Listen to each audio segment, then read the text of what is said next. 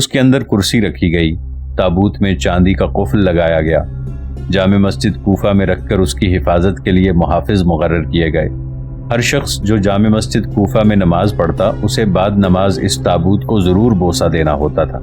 اس کے بعد مختار نے نہایت چالاکی سے اپنے الہام وحی کا ذکر لوگوں سے کیا اور پھر بہت جلد نبوت کا مدعی بن کر اپنے نبی ہونے کا اقرار لینے لگا۔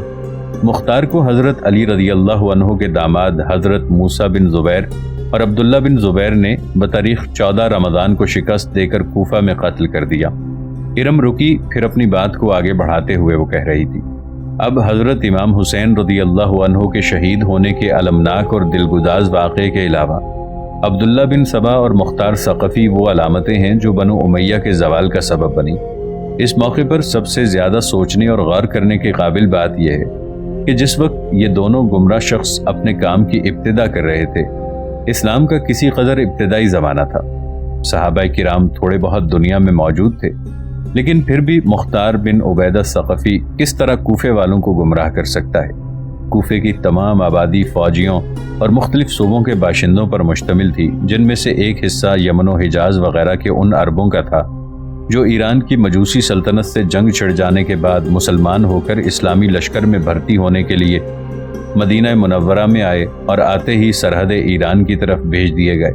کچھ عراق و عرب کے وہ عربی النسل قبائل تھے جو اس سے پہلے ایرانی شہنشاہی کے محکوم اور مسلمان ہونے کے بعد اسلامی لشکر میں شامل ہو کر فوجی خدمات بجا لانے لگے تھے۔ ان کو مدینہ منورہ جانے کا اتفاق ہی نہیں ہوا۔ کچھ ایرانی لوگ تھے جو ملک ایران کے مفتوح ہو جانے پر کوفہ کی چھاؤنی میں، جو بہت جلد شہر کی شکل میں تبدیل ہو چکی تھی، وہاں آ بسے تھے۔ صحابہ کرام رضی اللہ عنہم اور علماء اسلام کی تعداد بہت ہی کم اور برائے نام تھی۔ فتوحات اور سامان راحت کی فراوانی اور کوفے کی مرکزی مقام بن جانے نے ان فوجوں کو یہیں کا باشندہ بنا دیا اور اپنے بے آب و گیا ریگستان اور گمنام بستیوں کی طرف واپس جانے سے باز رکھا۔ پہلی نسل کا ایک بڑا حصہ جس کا تمام زمانہ میدان جنگ کی مصروفیت میں گزرا تھا، کسی طرح اسلامی تعلیم کا پورا عالم نہیں کہا جا سکتا اور عہد جاہلیت کے جذبات سے بالکل پاک نہیں تھا۔ نیز یہودیوں، عیسائیوں اور مجوسیوں میں جو لوگ دل میں قریشیوں اور عربوں سے نسلی اناد رکھتے تھے اور شوکت اسلام سے مروب ہو کر منافقانہ مسلمانوں میں شامل اور مسلمانوں کو نقصان پہنچانے کے خواہاں تھے، ان کے لیے کوفہ ہی سب سے بہتر اور سب سے بہترین میدان عمل تھا۔ یہ لوگ کسی وقت بھی اپنی شرارتوں سے باز نہیں رہے۔ چنانچہ ابو زید عیسائی منافق نے مختار سے بہت دنوں پہلے ایک مسلمان گورنر کی مصاحبت میں داخل اور اس کے مزاج میں رسوخ حاصل ہونے کے بعد اس کو شراب نوشی کی ترغیب دی تھی، جس کا تذکرہ تاریخوں میں بھی موجود ہے۔ دوسری نسل جس نے خانہ جنگیوں ہی میں آنکھ کھولی تھی، کوفہ کی مذکورہ فضا میں رہ کر کوئی ترقی نہ کر سکی۔ حضرت عثمان غنی رضی اللہ عنہ کی شہادت، حضرت علی رضی اللہ عنہ، حضرت معاویہ رضی اللہ عنہ کے جنگ جمل، جنگ صفین، خوارج کے ہنگامے، حضرت علی رضی اللہ عنہ کی شہادت، حادثہ کربلا وغیرہ ایسی چیزیں تھیں جو عبداللہ بن سبا کی برپا کردہ شرارت کے نتیجے میں یکے بعد دیگرے پیدا ہوئیں اور کوفہ والوں کا ان سب سے تعلق رہا۔ کوفے کے عوام تو کیا، مکہ اور مدینہ کے خواص کو بھی مذکورہ واقعات نے اپنی طرف متوجہ کیا۔ صحابہ کرام رضی اللہ عنہم کی جو جماعت ان مذکورہ ہنگاموں سے جدا اور تبلیغ اسلام اور تعلیم قرآن میں مصروف رہی، ان کے کاموں کو بھی ایک حد تک ان ہنگاموں نے محدود کر دیا۔ بہرحال کوفہ والے مختار مذکور کے فریب میں آ گئے۔ اس کا سبب سوائے اس کے اور کچھ نہ تھا کہ ان کی غالب تعداد حقائق قرآنی سے غافل اور تعلیمات اسلامیہ میں ادھوری تھی۔ اس طرح جہاں حضرت امام حسین رضی اللہ عنہ کی شہادت کا واقعہ بنو امیہ کے زوال کا سبب بنا، وہاں عبداللہ بن سبا اور مختار ثقفی بھی بنو امیہ کی ناکامی اور ان کی تنزلی کی علامت ہیں۔ اب تک جو گفتگو ہوئی تھی وہ شاید حسین و خوبصورت اقلیمہ کے لیے ناپسندیدگی اور ذہنی بوجھ کا باعث تھی، لہٰذا ایک دم بولی، ہم نے بھی کس خشک موضوع پر بحث شروع کر دی ہے۔ بنو امیہ کے ساتھ جو ہونا تھا وہ ہو چکا۔ بنو امیہ نے مسلمانوں کا اتنا قتل عام نہیں کیا تھا جتنا ان ہاشمیوں کے دو گروہوں علویوں اور عباسیوں نے مسلمانوں کو چن چن کر قتل کیا ہے۔ ان ہاشمیوں نے عربوں سے ذہنی دشمنی کا پورا مظاہرہ کیا۔ ایرانیوں اور خراسانیوں کو اپنا دست راست بنا کر مسلمانوں کا وہ قتل عام کیا جس کی مثال کم از کم اسلام میں نہیں ملتی۔ اپنے طور پر ان ہاشمیوں نے بنو امیہ کا صفایا کر دیا ہے، لیکن میرا دل کہتا ہے کہ ان ہاشمیوں نے جو مسلمانوں کا قتل عام کیا ہے، اس کا وبال عنقریب ان پر نازل ہونا شروع ہو جائے گا۔ یا تو یہ آپس میں الجھ پڑیں گے، ایک دوسرے کی تباہی اور بربادی کا کھیل کھیلنا شروع کر دیں گے، یا پھر جو خون انہوں نے بہایا ہے وہ خون کسی اور طریقے سے ان کے سر چڑھ کر بولے گا۔ جہاں تک بنو امیہ کا تعلق ہے تو خدا اگر انہیں فنا نہ کرے تو یہ ہاشمی انہیں کیا فنا کریں گے؟ یہ دیکھتے رہیں گے اور بنو امیہ والے اندلس کے اندر ایک مضبوط اور مستحکم حکومت قائم کرنے میں کامیاب ہو جائیں گے۔ میرا دل کہتا ہے کہ وہ حکومت اپنی انصاف پروری اور اسلامی علوم کی ترقی کے سلسلے میں ان عباسیوں کی حکومت سے بھی آگے نکل جائے گی۔ وہ یہیں تک کہنے پائی تھی کہ اس کی ممانی طابقہ بنت علقمہ اپنی جگہ پر اٹھ کھڑی ہوئی اور اپنی بیٹی خنسہ بنت حارث کو مخاطب کر کے کہنے لگی، بیٹی باتوں ہی باتوں میں وقت گزر جائے گا، باتیں تو ختم نہیں ہوں گی بلکہ کھانا تیار کرنے کا وقت ہو گیا ہے۔ میری بیٹی اٹھ، دونوں مطبخ کی طرف چلتے ہیں۔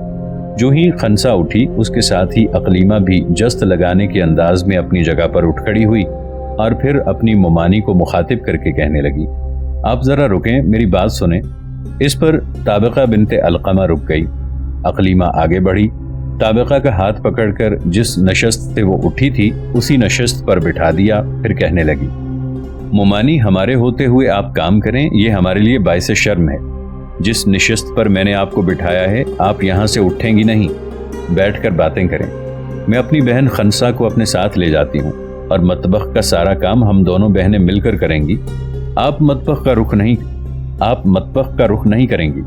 اقلیمہ کے ان الفاظ سے طابقہ بے پناہ خوشی کا اظہار کرتے ہوئے اپنی جگہ پر بیٹھی رہی، جبکہ کھانا تیار کرنے کے لیے اقلیمہ اور خنسہ دونوں مطبخ کی طرف چلی گئی تھیں۔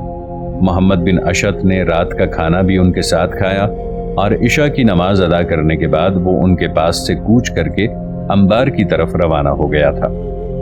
جن دنوں محمد بن اشعث ارم بن مروان سے ملاقات کرنے اور اقلیمہ کو جرجان کی سرائے سے نکال کر دریائے دجلہ کی طرف لے جانے کے کام میں مصروف تھا، ان دنوں دوسرے عباسی خلیفہ منصور کے خلاف پہلی بغاوت اٹھی۔ عباسی سلطنت میں یہ منصور کے خلاف پہلی اور سخت ترین بغاوت تھی۔ ناظرین، آگے بڑھنے سے پہلے کامنٹ سیکشن میں ہمیں اپنی آراء سے ضرور آگاہ کیجیے گا کہ آپ کو ہماری یہ سیریز کیسی لگ رہی ہے۔ آئندہ آنے والی اقساط سے باخبر رہنے کے لیے ہمارے چینل کو سبسکرائب کر لیں اور ساتھ موجود بیل آئیکن کو ضرور کلک کر لیں۔ شکریہ۔ ہوا یوں کہ منصور کے چچا عبداللہ بن علی کو پہلے عباسی خلیفہ اور منصور کے چھوٹے بھائی عبداللہ صفا نے خراسانی اور شامی لشکر کے ساتھ اپنی موت سے پہلے سائفہ کے مقام کی طرف روانہ کیا تھا۔ اس کے پاس ایک خاصا بڑا لشکر تھا، چنانچہ جب عبداللہ بن صفا کا انتقال ہو گیا، اس کی جگہ منصور انبار پہنچ کر تخت نشین ہوا، تب صفا اور منصور کے چچا ابن عیسیٰ بن موسیٰ نے صفا کی وفات سے عبداللہ بن علی کو بھی اطلاع کر دی اور لکھا کہ صفا نے اپنے بعد منصور کی خلافت کے لیے وصیت کی ہے۔ جب عیسیٰ بن موسیٰ کا یہ پیغام منصور عباس اور اس کے چھوٹے بھائی صفا کے چچا عبداللہ بن علی کو پہنچا تو عبداللہ بن علی نے لوگوں کو جمع کیا اور انہیں مخاطب کر کے کہنے لگا، عبداللہ صفا نے جب ایران کی مہم کے لیے لشکر روانہ کرنا چاہا تھا تو کسی کو اس کی طرف جانے کی ہمت نہ ہوئی تھی، چنانچہ صفا نے مجھ سے کہا کہ جو شخص اس مہم پر جائے گا وہ میرے بعد خلیفہ ہوگا۔ چنانچہ اس مہم پر میں روانہ ہوا اور میں نے ہی بنو امیہ کے آخری خلیفہ مروان بن محمد اور دوسرے اموی سرداروں کو شکست دے کر اس مہم میں کامیابی حاصل کی۔ جب عبداللہ بن علی نے یہ الفاظ ادا کیے تو کچھ لوگوں نے اٹھ کر اس کی تائید اور تصدیق کی اور عبداللہ بن علی کے ہاتھ پر بیعت کر لی۔ چنانچہ اس بیعت کا ایک سلسلہ شروع ہو گیا۔ عبداللہ بن علی نے جب دیکھا کہ لوگ جاق در جاق اس کے پاس آ رہے ہیں اور اس کے ہاتھ پر بیعت کر رہے ہیں تو اس کے ذہن میں فتور آ گیا اور اس نے انقلاب برپا کر کے خود عباسیوں کا حکمران بننے کی ٹھان لی۔ چنانچہ جب بیعت کرنے والوں کا تانتا بند گیا تو عبداللہ بن علی نے سوچا اس کے پاس پہلے ہی خراسانیوں اور شامیوں پر مشتمل ایک بہت بڑا لشکر ہے، ساتھ ہی نئے لوگ بھی اس کے ہاتھ پر بیعت کرتے چلے جا رہے ہیں، اس بنا پر اس کے پاس اس قدر جنگجو ہو جائیں گے کہ اتنے تو عباسی خلیفہ منصور کے پاس بھی نہ ہوں گے۔ چنانچہ اپنی انہی سوچوں کے تحت عبداللہ بن علی اپنے لشکر کے ساتھ حرکت میں آیا اور حران شہر کا محاصرہ کیا۔ اس وقت حران شہر کا حاکم ایک شخص مقاتل بن حکیم تھا۔ مقاتل بن حکیم دوسرے عباسی خلیفہ منصور کا بڑا جانثار تھا، چنانچہ وہ شہر میں محصور ہو کر منصور کے چچا عبداللہ بن علی کا مقابلہ کرتا رہا۔ یہ محاصرہ 40 روز تک جاری رہا۔ اس دوران منصور کا باغی چچا عبداللہ بن علی عجیب و غریب حرکتیں کرنے لگا۔ اس کے لشکر میں اس کا ایک سالار تھا، اس کا نام حمید بن قاتبہ تھا۔ اس کی طرف سے اسے کچھ شبہات گزرے۔ اس کے علاوہ وہ خراسانیوں پر بھی کچھ شک و شبہ میں مبتلا ہو گیا تھا۔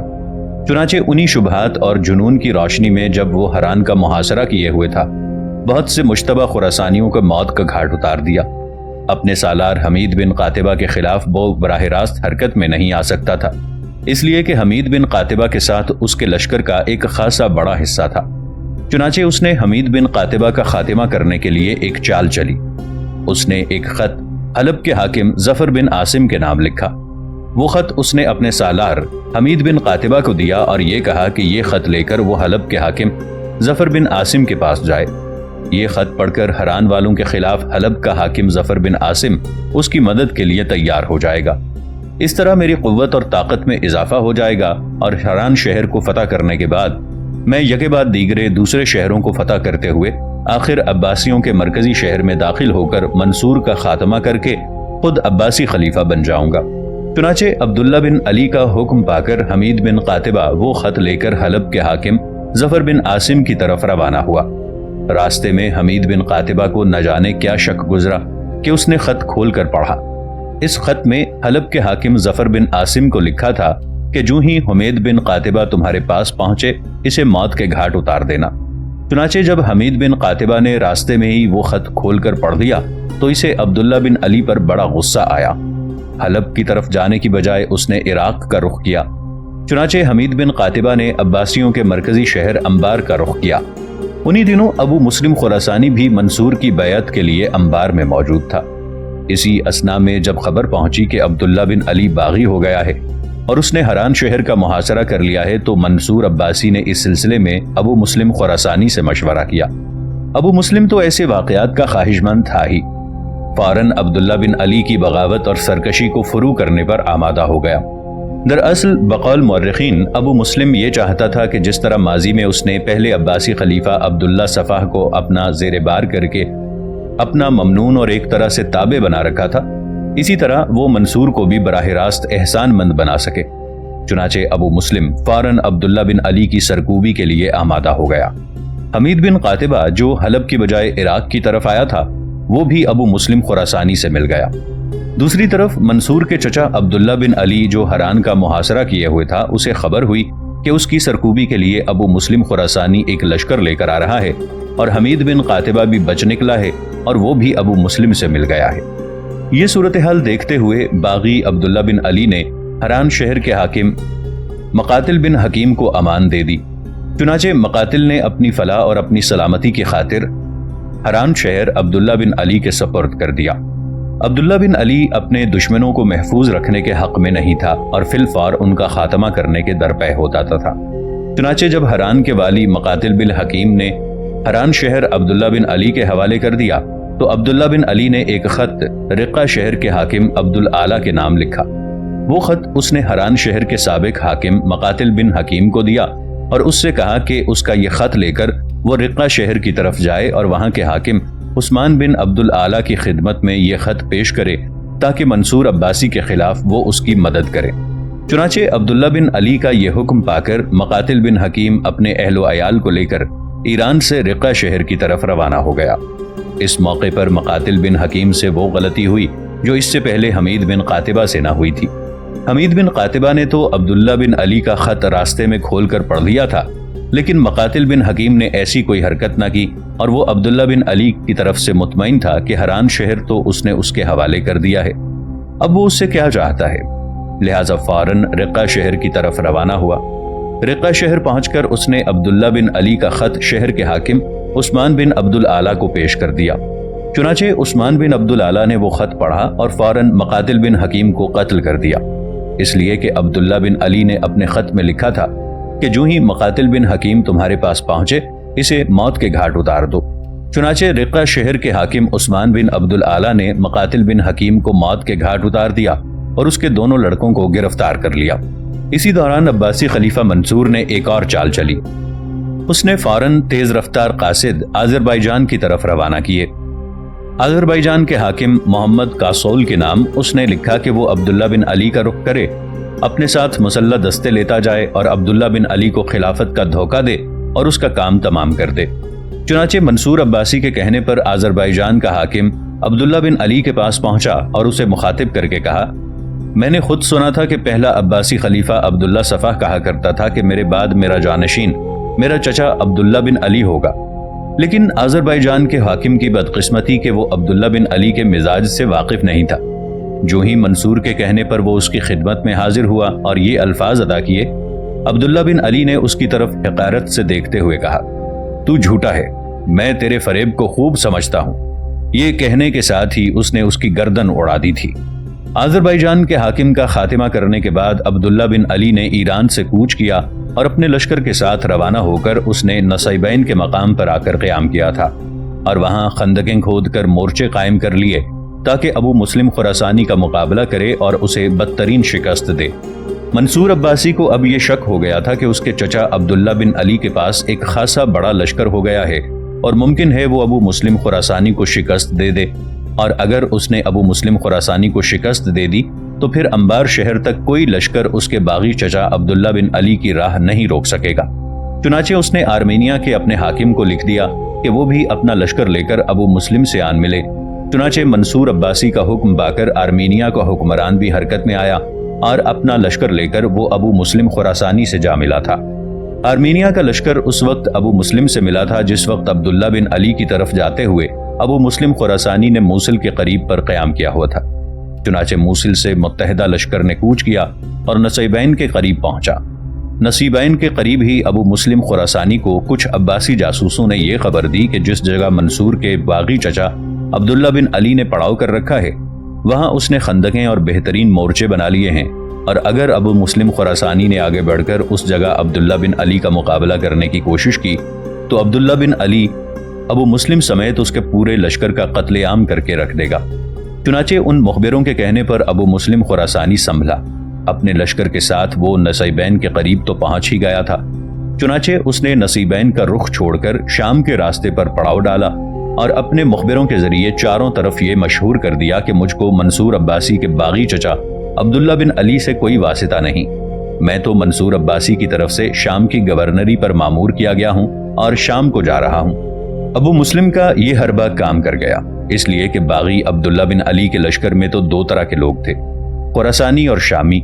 جب چاروں طرف یہ خبریں پھیلیں کہ ابو مسلم کو شام کا حاکم مقرر کیا گیا ہے اور وہ ایک لشکر لے کر شام کی طرف جا رہا ہے، تب عبداللہ بن علی کے لشکر میں جو شامی تھے انہیں یہ گمان ہوا کہ ابو مسلم بڑا ظالم اور قتل و غارت گری کا بڑا شوقین ہے، اسے اگر شام کا حاکم مقرر کیا گیا ہے تو وہ تو شام پہنچ کر ان کے اہل خانہ کا اس بنا پر قتل عام کر دے گا کہ وہ منصور عباسی کے مقابلے میں اس کے باغی چچا عبداللہ بن علی کا ساتھ دے رہے ہیں۔